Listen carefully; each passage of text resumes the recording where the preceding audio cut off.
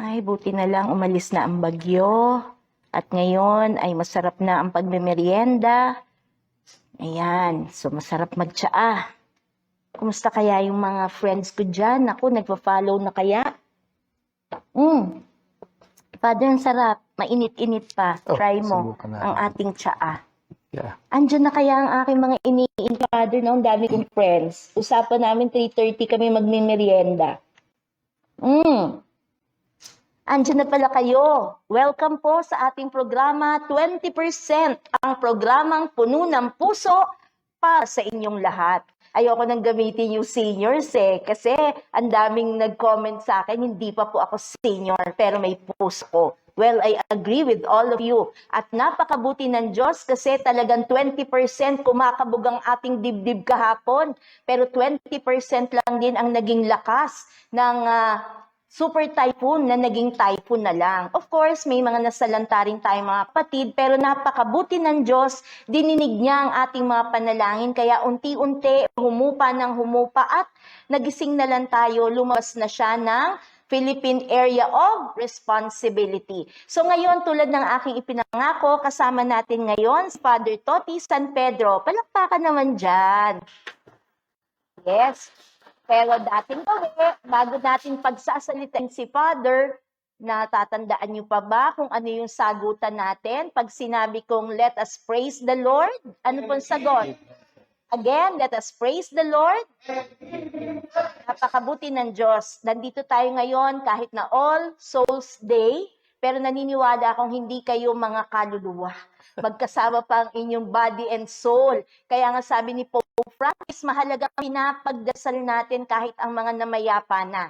Ano nga ba ang sinabi ni Pope Francis? Praying for the dead means this work is above all a recognition of the witness the deceased left for us and of the good that they did. It is a thanksgiving to the Lord for having given them to us, for their love and friendship. At syempre pa, sa salita ng Diyos, para saan nga ba ang buhay natin kahit mamatay tayo, para saan ang lahat ng ito? Ang sabi sa Romans chapter 14, for not one of us lives for himself, and not one dies for himself. For if we live for the Lord.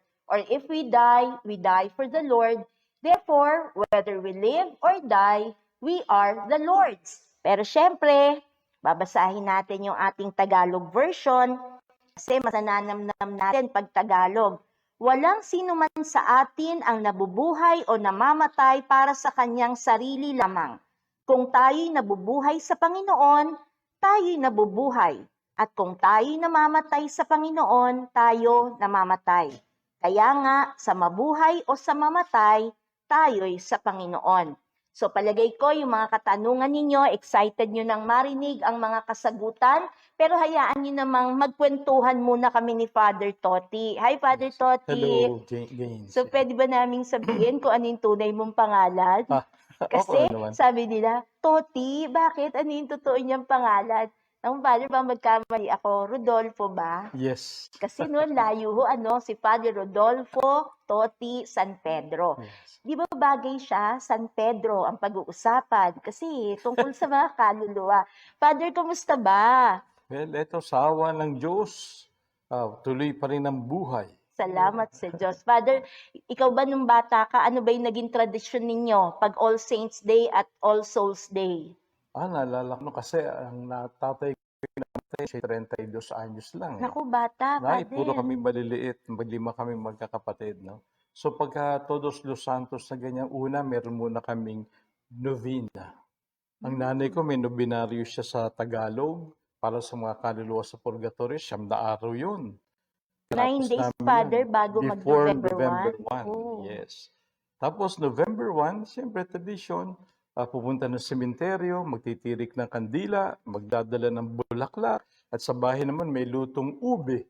Ba? Ube. Hindi ba para sa mga kaluluwa, ube palagi ang kulay pagka minimisahan. Oo nga, tama. Kaya ube ang niluluto ng nanay So, pagka Father, pagka kayo, nung nakagisnan mo, anong araw kayo bumibisita sa puntod ng inyong tatay? mismong 1 ng Nobyembre, Oh, yan ho ang mismong magandang 1. pag-uusapan natin. Bakit nga ba November 1? Ba't hindi November 2? Pero iba-iba kasing kultura, Father Toti, ano? Oo, May ibang mga bayan, November 2 talaga ang puntahan sa sementeryo. Pwede mo yes. ba kaming ma-update? Ano bang kaibahan kasi ng November 1 sa November 2? Pagka sinabi nating November 1, so sa kalendaryo ng simbahan nakalagay do'n, Solemnity of All Saints, okay? Lahat Aha. ng mga banal, okay? At yun, parang kapistahan ng lahat ng mga kilala at di kilalang mga kaluluwa na narating nila yung langit. Oh. So, lahat silang mga namuhay ng banal, okay? Narating nila yung langit. Kaya whether meron silang kapistahan o walang kapistahan, okay? Lahat sila na nasa langit pawang mga banal. Okay? At yun ang pinagdiriwang natin ng November 1. Okay? November 2 naman, pagka sinabing commemoration of all the dead, the faithful departed, parang it's a day of prayer for the departed ones. Okay? So nananalangin tayo para sa kanilang kaluluwa. Lahat ng mga pumanaw nating mga kamahal sa buhay. Kasi naniniwala tayo na kailangan nila ng panalangin.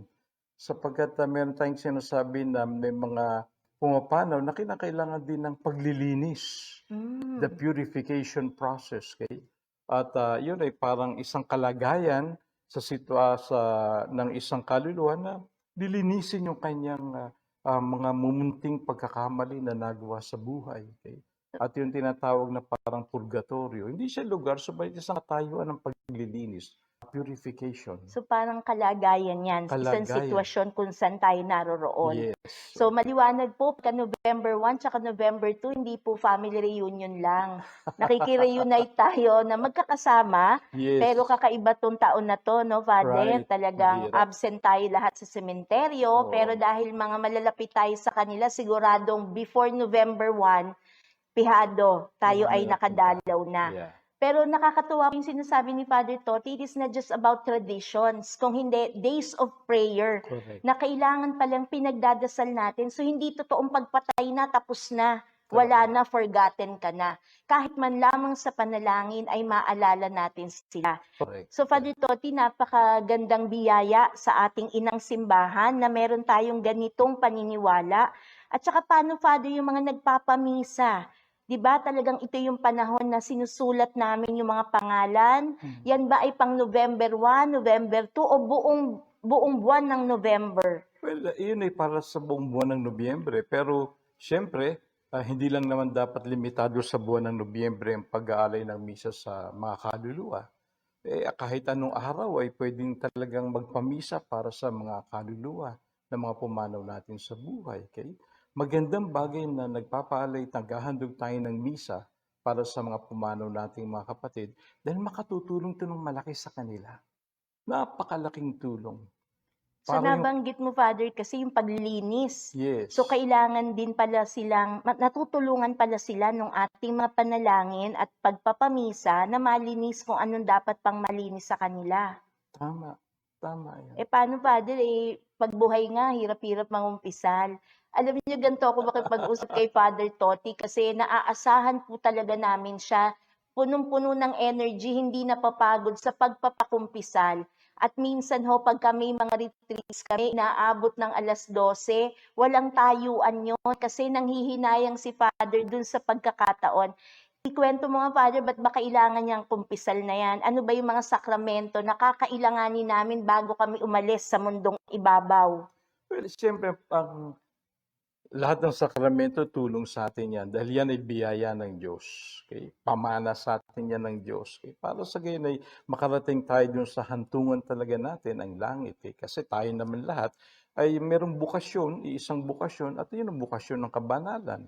At hindi tayo magiging banal kung hindi tayo mamumuhay ng pinagpalang buhay dito sa lupa. Kaya kailangan natin ng mga sakramento. Well, yung pagkukumpisal ay napakahalaga.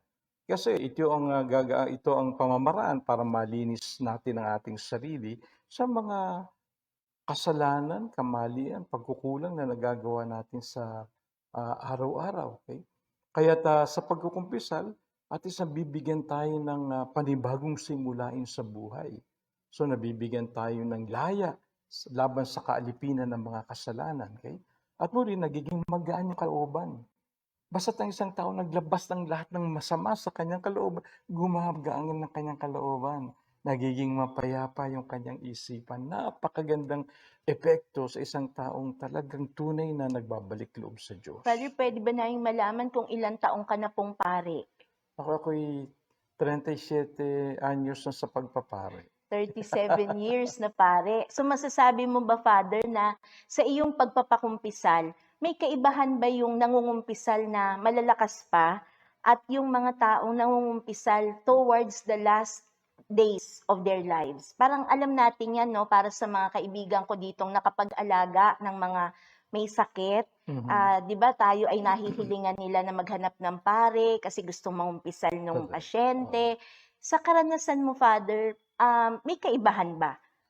Well, may mga tao na talaga nagtutunang umpisal kasi kailangan nila na talagang maging malapit sa Diyos, tanggapin ang biyaya, okay? Malinis na kalooban, okay? Sapagkat talagang iba yung pagkamalinis ng kalooban. Ang biyaya ng Diyos ay tunay na nakakapasok sa atin, okay? Well, yung namang mga tao na yung malapit ng puman, yung malubhang karamdaman, yan ang nagpapatawag ng pare. Abay, magandang sinyos yun na ang tao na may karamdaman ay talaga nagsisikap na mailapit ng kanyang sarili sa Diyos. At sa bagay na yun, talagang maraming biyaya ang talagang bumubuhos kapag yung taong ganito nagbabalik loob sa Diyos ay talagang naghahangad na magkaroon ng pare. Kasi meron akong karanasan, isang umagang-umaga merong kumatok sa kumbento na kailangan doon ng pare magpapakumpisal dahil malubha yung karamdaman. Di ako na may sumugod ka agad doon sa bahay nung may sakit. Pagdating ko doon, yung tao nakaratay, nandun na ambulansya. Sabi niya sa akin, ako, Father, sabi niya, tumawag agad sila ng ambulansya. Sabi ko, hindi ambulansya, pari muna, sabi niya. Hindi ko kailangan ambulansya, pari muna. Kaya pagdating ko doon, nagkumpisa agad siya. And ako, he made a very good confession, the Betamax of his life. Wow. Pagka sinabing Betamax, yung uncut version, di ba? Okay. Yung buong buhay Kompleto. niya. Unedited version. Yes, talagang inilabas niya lahat. Bay, napakaganda. Alam mo, afterwards, narinig ko nakalabas rin ng ospital, abay, malakas. Aba. Magaling ang kanyang So nakakakilabot pong pakinggan, ano? Kaya tayo ho, pag nahihilingan ng mga mahal natin sa buhay, lalo na't nakahiga na sa banig ng karamdaman, at naulinigan nyo na naghahanap ng pare, wag na magdalawang isip, ano, Father? Kasi katulad yun may grasya na, may desire na makipag-reconcile sa Diyos. So Father, ang interesadong malaman ng ating viewers, paano ho kung yung kasama namin sa bahay, matanda na, at nag-uulyanin na? Yung bang talagang may lapses na, nakakalimot na, tapos siguro mga nasa line of 8 na yan, paano po yung kanilang pangungumpisal? Well, tatandaan natin na sa bagay na yan, pagka hindi na makakaya kaya ng isipan, may Alzheimer or whatever, okay? Well, ang simbahan naman ay nagbibigay ng pagkapatawad ng kasalanan, okay? Para sa ganung taong may ganung kalagayan, karamdaman, okay? Hindi naman aalisin pa rin yung biyaya. Tandaan natin na ang pag-ibig ng Diyos ay napakalawak. Kaya sa pamagitan nun, maaari pa rin mabasbasan ng taong may karamdaman na hindi magkakaroon ng kakayahang magkumpisal dahil ang kanyang pag-iisip ay parang hindi na matino. No? Meron pa rin biyaya ang Diyos. Napakabuti po ng Diyos, no? Yes. Father Toti, alam nyo, maidugtong ko lang, kaya kami naging magkaibigan ni Father Toti dahil sa isang common friend, isang pare na ang pangalan ay si Father Jonil Lalap. Yung kwento ko kasi kanina, gusto ko i-share sa lahat, Father, kasi yung mami ko, matagal na-stroke So, sa haba ng panahon, nag-deteriorate siya. Wala namang Alzheimer's, pero nagka-lapses na. Hanggang dumating yung panahon na nahihirapan na siyang mangumpisal. Kasi nagbabago-bago na nga yung isip. Pero sa grasya ng Diyos, sa tulong po ni Father Jonil, na pinagtiyagaan niyang akayin ang mami ko sa journey hanggang sa tuluyan ng mawala sa senses, no? Pero yung sa buhay pangungumpisal, naalagaan niya po yung kaluluwa ng aking ina. Mhm. And because of that, Very naging good. very, very close kami ni Father Toti. Gusto mo sabihin, Father, nasan na si Father Junil ngayon? Kaya parang yan, napakasayang kasama, napakabuting kaibigan. Kaya't siguro siya na yung magiging intercessor natin. Opo, yung aming pinag-uusapan si Father Junil, nauna pa ho sa mami ko eh. Bata Una pa. pang namatay si Father Oo. Junil kaysa sa mami ko. Kaya gano'n na lang yung aming pagluha, Father, ano, Yes. nung siya ay umalis sa mundong ibabaw. But nevertheless, hindi lang po pangungumpisal ang kinakailangan namin bago makaalis sa mundo, hindi ba? Bilang Yes. pabaon. Paano po yung Santo Olyo? Yan po ang kasabihan ng matatanda. Ipa-olyo mo na yan. Pagka ganung malubha na ang karamdaman, tama ba yun, Father, na kung kailan malubha at saka bibigyan ng olyo? Yan ay isang maling pagkaunawa ng maraming mga tao tungkol sa sakramento ng pagpapahid ng langis. Okay? Well, of course, nung unong araw, ang tawag doon ay huling sakramento, huling pagpapahid, okay? O kaya sa huling sandali na kaya tatawagin na pare, pero hindi. Binago yun ng simbahan na tinawag na pagpapahid ng banal na langis, the anointing of holy oil. Para sa gayon, ang tao kung may karamdaman ay mapagdasalan, mapahiran ng banal na langis na siyang magiging sanhi ng kanyang kalakasan sa pamagitan ng Espiritu Santo na bumababa upang siya ipagdasal ng may pananampalataya at magkaroon ng kagalingan. Paggaling sa kanyang buong pagkatao, katawan, kaluluwa, espiritu, upang siya ay maging masigla muli. Maaring ang katawan ay bumigay, pero ang espiritu at ang kaluluwa ay maaring malakas na talagang nagsisikap na makiupag-ugnayan sa Diyos, matiling nakakapit sa Diyos. So, Father, meron pong nagpasok ng kanyang mensahe na Okay. nagpapasalamat sa iyo, Father Toti, dahil ikaw raw ay nagtiyaga na bigyan ng last rites ang kanyang nanay. Ang pangalan ay si Nanay Lita, nanay ni Edgardo Yet-Yet. No? Ay, Hinahatid yes. ang kanyang pasasalamat kasi yung panahon daw ng pandemya yon, Abril. Alam niyo naman, total lockdown tayo nung Abril, pero kayo daw po ay naglakas loob na basbasan ang kanyang namayapang nanay. So, thank you, Father Toti. May isa pa po.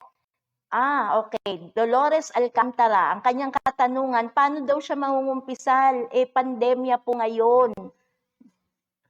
Well, sa panahon ngayon, maraming mga protocols ang kailangan. Okay? Pero hindi naman inaalis na kumpisalin ng mga taong ibig magkumpisal. Halimbawa ngayon, meron akong regular schedule ng confession sa St. Andrew Parish. Okay? Every Friday. Tapos every Thursday, nandun ako sa Missionaries of Charity para kumpisalin ng halos 30 madre tuwing Huwebes. Okay? Meron din isang grupo ng mga mother, Compassionate Sisters, na regular din ang kanilang pagkukumpisal. Of course, merong mga harang, okay? Tapos merong konting distance, kaya dapat sarado yung lugar kung sa magpapakumpisa. So may mga health protocols, pero Yes. ibig sabihin tuloy-tuloy pa rin po. So ang ilan sa nabanggit ni Father Toti na regular na nakapagpapakumpisal siya ay St. Andrew. So yan ay sa Yes. Makati, Father. Yes, Ano? yes. So mag-check po kayo sa inyong mga parokya kung ano yung schedule nila for their confession. Pero isang maliwanag na example ito na isang parokya dito sa Makati, nagpapatuloy si Father sa kanyang regular schedule sa kanilang kumpisal. So Father, kung ito yung mga last rites na kakailanganin namin, salamat dahil ang simbahan ay ina-accompany kami, hindi lang mula binyag, kung hindi hanggang kamatayan. At yan ay nagaganap hindi lang sa ating tulong mga laiko, kung hindi sa mga biyaya tulad ng pare na katulad ni Father Toti. Father, may isa pa silang katanungan. Paano daw yung mahal nila sa buhay nagpaparamdam o napapanaginip nila? Paano ba ang tamang pananaw sa ganun? Napapanaginipan? Meron akong kaibigan na dream analyst. Lucito De Jesus ang kanyang pangalan. Meron siyang show. Meron siyang show meron siyang radio program. At meron din siyang Facebook account kay Lucito V. De Jesus. At sa kanyang pag-analyze sa mga panaginip, maaring ang isang tao na pumanaw ay maaring lumabas sa panaginip pero hindi nangangahulugan dumadalo. Pero merong mga ibang bagay na ibig iparating na siyang kumakatawan para ang mensahe ay maunawaan ng tao. Pero I don't want to go deep in this regard kasi I'm not a dream analyst. Okay? Yes. Pero magaling na makausap siya kasi open naman siya. And you can ask about your dreams. Okay? Anong ibig sabihin ng mga ganong panaginip? Napakagaling niya. Kaya pag kami nagkukwentuhan, tinatanong niya palagi, ano, Father, ang panaginip mo? Like that. Ganyan. So, nagkakwentuhan kami. Tapos, meron din naman pagkakataon na parang nararamdaman nila, nakasama nila yung pumanaw nilang mahal Opo, sa yun. buhay. Paano po ba yung ganon? Nakakatabi. Well, tandaan natin na pag ang tao ay pumanaw, sa araw ding yun, tatanggapin niya yung paghuhukom. Yan ang ating paniniwala, pananampalataya natin yan, na tatanggapin niya kagad yung paghukom sa Diyos, ang mabuti sa kalagayan ng kaligayahan sa langit. At yung talagang namatay na talagang malayo sa pag-ibig ng Diyos at hindi tinanggap talaga ang Diyos sa kanyang buhay at patuloy na gumagawa ng kamalian, kasalanan, walang magagawa ang Diyos dahil wala namang pinipilit ang Diyos na mapas sa kanya. So yun ang napapawalay sa kanya. Kaya yung tinatawag ng nating impyerno na kalagayan na malayo sa Diyos sa bandang huli. Okay? So, ang pagbabalik ng mga ibang kaluluwa na sinasabi ng marami, okay, tinanong ko rin sa ibang mga parit sa isang obispo, sabi niya, pwedeng mangyari, sabi niya. Ang Diyos naman mapagbigay.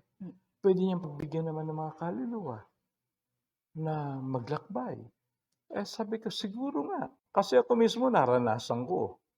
Nung namatay yung tatay ko, dahil kami puro mga bata, unang gabing nakaburo lang tatay ko sa bahay namin. Kami pinatulog lahat sa bahay ng kapatid ng nanay ko. Abay, nakahiga ako pagbaling ko sa kabilang side, nakita ko yung tatay ko, katabi ko Kailan bata ako noon.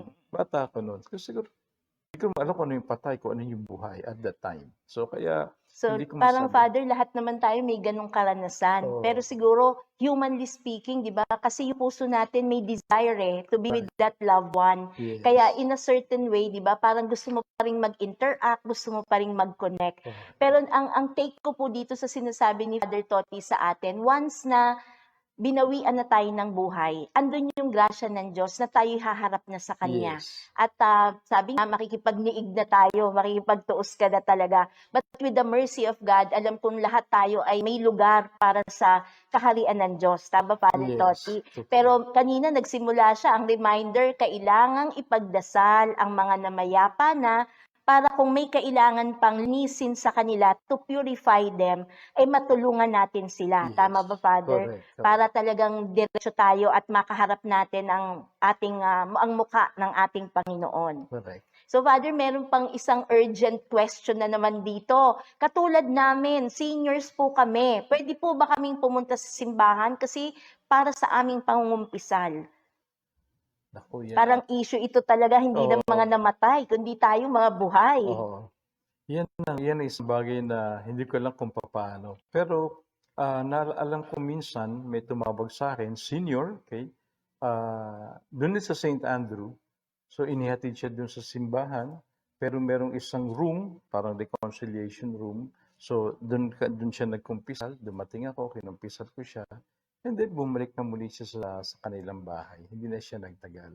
So talagang confession lang talaga, Confession Father. lang So talaga. mga kapatid ko, unti-unti, kasi ngayon GCQ di ba? Yes. Pero I'm sure pagka nag-MGCQ, siguro hopefully, Father, tsaka unti-unti nag-open na po ang simbahan. Yes. Tsaka siguro magpadala kayo ng mensahe sa inyong kura, Oo. di ba? Para maghanap ng oras o panahon na maging safe talaga para sa mga seniors. Pagdasal po ninyo kasi may grasya talaga ang Diyos, no? Pagka Yes. ninais ng kalooban mo, God will make a way. Okay. Father, ito ang katanungan galing din sa ating viewer tungkol naman sa cremation. Mhm. So, nung unang panahon, wala namang cremation. So sa mga nakikinig sa atin, dalawang terms ngayon ng mga bagong natutunan natin, interment at saka inurnment.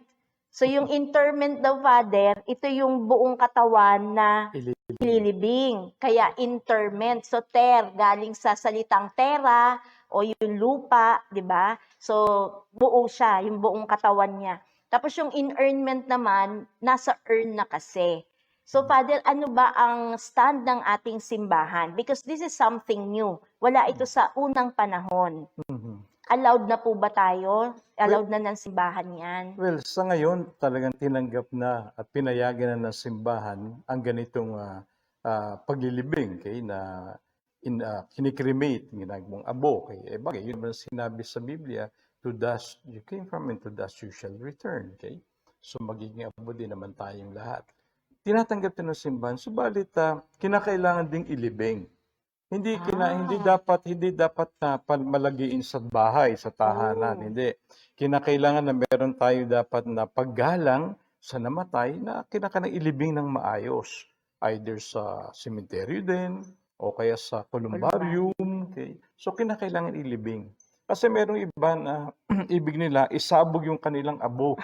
Hindi naman pwede yun. Kasi Father, masyadong cinematic effect. Yun kasi ang mga napapanood sa movies na yung abo ay sinasaboy talaga sa ocean, parang Titanic lang ang dating. Dapat talaga yung may paggalang. Paggalang talaga. Yung iba nilalagay pa daw sa lakit. Pendant. Pendant. Opo. Okay. Tama. Parang lalo lang natin pinatatagal yung ating paghihirap, pagdurusa. Palagi nating naalala. Samantalang pumano na at nagbalik na sa Panginoon ang kanilang buhay. So magandang punto ang sinasabi ni Father Toti, reminder sa atin, tinatanggap na yung cremation. Correct. Lalo-lalo na itong pandemya, parang no choice, Father, talagang parang lahat, kahit hindi COVID ang sakit, just to be safe, nagiging cremation na po ang pamamaraan. Yes. Pero yung number one na paalaala ni Father ay bigyan ng katahimikan at respeto ang bangkay ng ating mga mahal sa buhay, ililibing daw po sa sementeryo, o sa columbarium, para magkaroon talaga ng ganap na kapayapaan. Yes. So meron pa bang ibang katanungan? Ito, may tanong, ilang araw o may bilang ba kung kailan lang pwedeng manatili sa bahay ang abo? Wala namang binigay na definitong araw kung gaano katagal. Hindi. Basta kasi may iba isang taon. Sa first death anniversary, tsaka nila inililibing. Pero kinakailangan bigyan ng karapat-dapat na paglilibing. At hindi dapat panatilihin sa loob ng tahanan. Walang sinasabing how many days, the number of days na pwedeng panatilihin sa bahay. Hindi, wala naman sinasabi. So, hindi yung legalistic view Yes, na dapat yes. ganitong number. However, laiko sa laiko tayo nag-uusap, alam ng konsyensya yun Father, no? Hindi mo lang ba siya nililibing dahil wala kang panlibing o hindi available yung maglilibing o yung bang practical considerations o ayaw pa lang nating i-let go? Yeah. Tama ba, Father? Oo. Malaking impact yun no? Yung factor na yun na tayo lang ang hindi maka-let go, kaya iintayin mo na lang yung next year. Hindi po to ayon sa gustuhan natin. Kung hindi, yung maliwanag, kinuha na siya ng Panginoon, so makabilang buhay na siya. So binawi na ng Diyos ang buhay, nasa Diyos na siya. So it's time for us to really let go. So pasok pa ng pasok ang mga katanungan, Father, pero napakaikli lang po talaga ng oras natin. So palagay ko, gusto nyo pang susunod uli, tatanungin pa natin si Father Toti kasi meron pa akong mga hindi nababasa dito mga katanungan.